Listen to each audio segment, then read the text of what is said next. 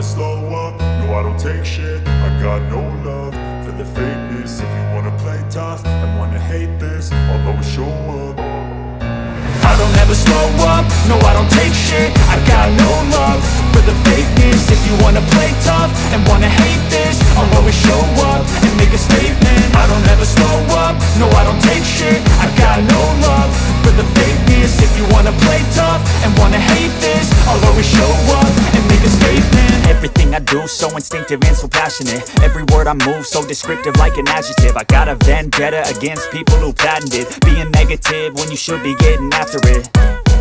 I got facts over tracks, this and that. Spitting slow, spitting fast. I could roast, I could gas. Think I'm okay at last, but I don't know if that can erase all the past. And the pettiness, a reflection of the emptiness. Hilarious, you think you're worth my time, you're delirious. Guys, এই সেই ব্যক্তি যে কিনা একবার net দুনিয়া viral. আসলে গানের মধ্যে কি বোঝাতে চাইতেছে? সে একজন প্রেমিক, ঠিক আছে? সে একজন আসলে প্রেমিক। তো সেই প্রেমিকের মধ্যে কি আছে, কি মানে এসবই সব কিছু নিয়ে এক্সপ্লেন করতে যাচ্ছে। টাকার অভাবে যখন দেখতে পায় যে তার প্রেমিকার বাবা মা দেখে যে সে গরিব, তার কাছে কখনো বিয়ে দিবে না। তো বাংলা নাটকে তো আপনারা সবসময় দেখে থাকেন যে গরিব ছেলেকে কখনোই মেনে নেয় না, কোনো ফ্যামিলি মেনে নেয় না। বড়লোক ঘরের মেয়ে, তো মেয়েটা ছিল একটু টাকা পয়সাওয়ালা সম্ভবত।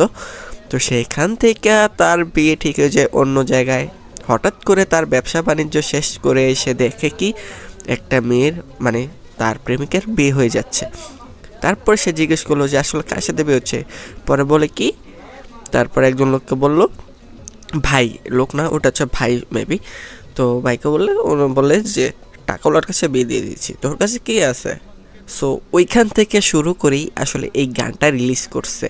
এই গানের মধ্যে যে আপনার যে বোঝাইতে চাইছে যে ধনকে ছিল মানে কি ছিল না, আসলে এটা কিন্তু এই গানটা হচ্ছে মূলত একটি তামিল গান, যে তামিল গানে কখনো বাংলা মানে বোঝা যাওয়ার কথা না। তারপরে এটা যেভাবে করছে গানটা পুরোপুরি বাংলার মতোই বোঝা যাইতেছে, ঠিক আছে?